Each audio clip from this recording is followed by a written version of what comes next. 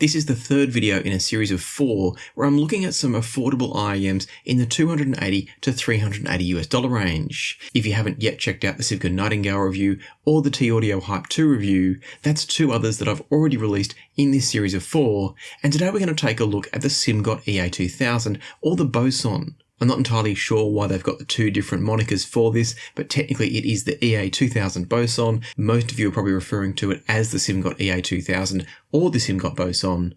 And so for this review, if I refer to either of those terms, that's what I'm talking about. The EA2000 comes in at $320 making it sort of middle of the pack for this review. And for that money, you're getting a really interesting design. One of the reasons I said yes when Simgot reached out to me and offered the EA2000 was that I was really curious to try out what they've got going on in here.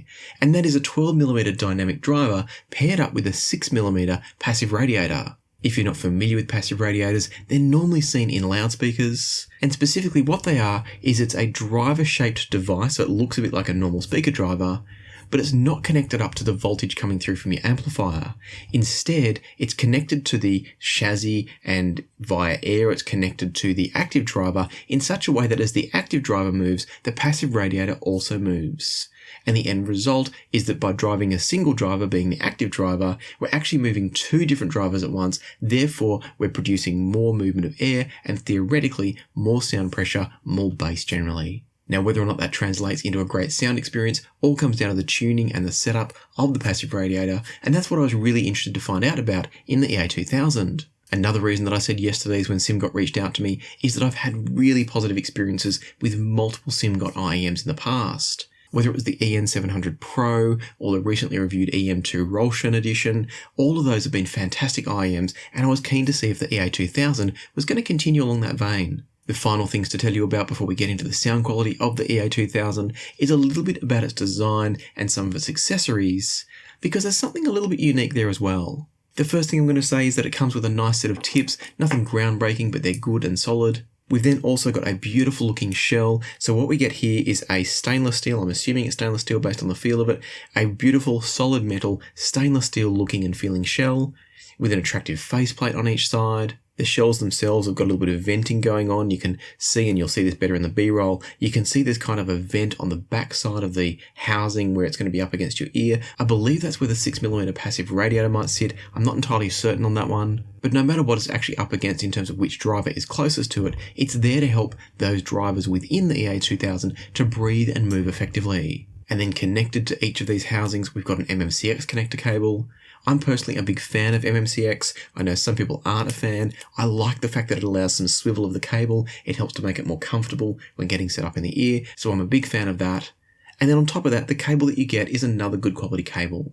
Once again, nothing groundbreaking, but in general terms, it's a nice feeling and it seems to be a nice sounding cable. However, there's also a bit of a trick going on in the cable, and that's down at the plug end. Inside the plug here, if I just unscrew it, what you're able to do is actually remove the plug itself. That's not new, that's not different. Lots of brands have interchangeable plugs to give you 3.5mm, 4.4mm, etc. But what separates the EA2000 from some other options is that if you look in the box, you get 2 different 3.5mm connections. And what's going on between those 2 different 3.5mm connections is that one of them has an extra resistor or something within its circuit, and that's going to change the frequency response of the IEMs. So you can essentially tune the IEMs simply by changing the plug. And that sounds good in theory when you first talk about it, but when you go to use it, there's just a few issues. And the first thing is that it's only on the 3.5mm plug. So if you like the tuning that the blue version of the plug provides, there's a blue one and a black one, if you like the version of the blue one, you can't get that in the 4.4mm. You can only get the black tuning with the 4.4mm. And then the other problem that I have is the way that this plug is actually designed. So you've seen me remove kind of the large covering that goes over the plug here. I don't know if you can see there on camera, but all of the strain relief that's meant to take any of the strain of the cable as it comes out of the base of the plug here, the way that's been designed and the size of the hole on the outer covering means that after a couple of goes, if you're putting this on and off a few times, trying out the different filters to see which one you like, what happened for me at least, no matter how careful I was, and I am very careful with these sorts of things, is that strain relief is going to get caught inside the outer housing. It's not going to go cleanly through the hole that's allowed for the cable to run through the housing. And then as you're screwing this outer housing into place, it's going to shred the strain relief. And that's what's happened to mine. I guarantee it's going to happen to other people's as well.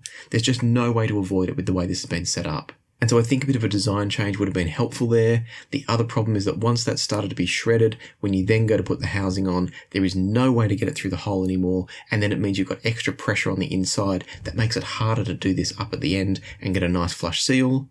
And so I really don't like this plug design. It's a big, big drawback for me on the design of this IEM.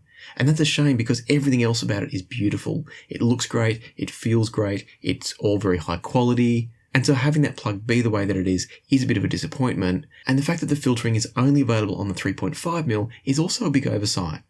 Most people these days are going to be running something like this with a 4.4mm plug into a digital audio player or a dongle. It's very unlikely that most people at this level are going to be using it with a single-ended device. And that's not because single-ended is bad. If you've watched me on the channel before, you'll know that I generally actually really like single-ended devices. It's more that most portable devices these days are being optimized for the 4.4mm. And so that's a big drawback for me. Thankfully, it doesn't ruin these IEMs. It's just a little bit of a fly in the ointment. But the good news is we can look beyond that and start talking now about how these sound, because the short summary is very nice, but it's not quite that simple. We do have to find out if this is the best of the four that I'm currently looking at. And that means we've got to talk about how these sound with the two different filter modes, and then which one of those filter modes I might like the most to compare it to some of the other IEMs that I've been talking about previously and that I'm going to talk about in the review that's going to come out tomorrow, and that's for the Yanyan Canon 2. But for now, let's talk about the EA2000, and specifically, we're going to start off talking about it with the blue filter tip connected. The first thing I noticed as I listened with the blue filter tip is that the upper mid-range is a little bit forward for me from the EA2000s. And that means that the sound can get a little bit dry, a little bit overly textural at times. And this is always a bit of a challenge because I know some people love that. I personally would like a little bit less of that. I like a little bit more smoothness. Even if it's not a particularly rich or warm sounding IEM, I still expect a little bit more smoothness than I get from the EA2000 with that blue tuning tip. Having said that, as I covered in my video about why all IEM reviews are wrong, we do all hear differently. And so you might actually want that extra bit of mid-range forwardness from the EA2000s. And as I said before, you can get that with the blue tip if you want to. Moving beyond the forwardness in the upper mids though, what we also get from the EA2000 is a nice sparkly and active treble. It's clean, it's detailed, it's sparkly, but it's well resolved, it's well refined. There's nothing harsh about the treble from these. It's a bit enhanced, but it's still very enjoyable in general. Likewise, the bass has a nice sense of presence and extension and body to it. It's not particularly enhanced. I wouldn't call these a bassy IEM, but they've got a good amount of heft and body for the tracks that you need it for. Thinking then about things like staging and imaging, I'd say the EA2000s are very strong with their imaging, the focus of the image, the separation of instruments. The stage width is generally very good as well. But where they fall down a bit for me is they don't give you much depth in the soundstage. They're a fairly flat, fairly two-dimensional imaging IEM. And now most IEMs are going to be relatively flat in just the sense that there is only so much space they can create by being a fully sealed in-ear system. But even in this set of 4 IEMs, the video that I released yesterday on the Thieaudio Hype 2, I think those provide a bit more depth than the EA2000 does. I think overall the EA2000 probably is a slightly better IEM from a sort of technical point of view, a refinement point of view.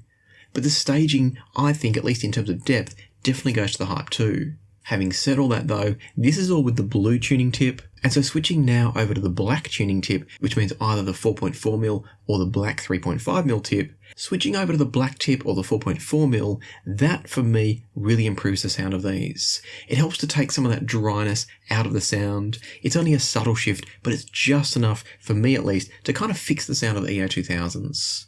I think if they'd released these without the blue tuning tip at all, it would have been just as good. It might have even been better just to do away with the tuning system altogether. As I said, it breaks the plug. I don't particularly like it. And the good news is that if you just want to stick with the stock black tip, that might mean that you just get it with the 4.4mm plug and never change it.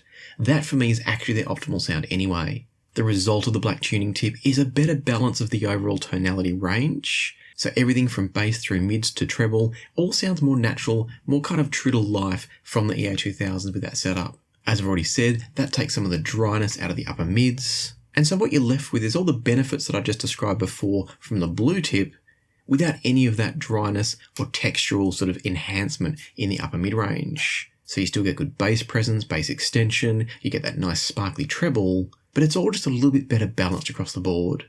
It doesn't really change the staging at all, unfortunately. You don't get any more depth from it. But the good news is the width and the imaging separation and focus, that's all still excellent. And so all in all, I think the EA2000 is a nice IEM. I do very much like them both from a design point of view and from a listening point of view. Without going into a detailed comparison, I'm going to keep this video pretty short once again and say that I think the EA2000 is the better IEM than the Hype 2. As I said in my Simgot Nightingale review, they don't really deserve any comparison to the other three in this series because they're just so different. The Nightingale is very much a vocals, acoustic instrument, mid-range focused IEM. Whereas in the case of the Hype 2 and now the EA2000, they've got more comparable sounds. And for me, if you're able to spend a little bit of extra to get up to the EA2000s, what you're rewarded with is a slightly more technically capable IEM in the sense that it's a bit more refined. So you're going to get excellent resolution and detail retrieval from both of those devices. Admittedly, you will get a little bit more depth in the soundstage from the Hype 2, but I think the sense of refinement and quality in the sound is slightly better from the EA2000. And so I think for me, if I was in the market and I was tossing up between the Hype 2 and the EA2000, I'd probably ever so slightly this way if the money wasn't an issue. But having said that, they're not a long way ahead of the Hype 2.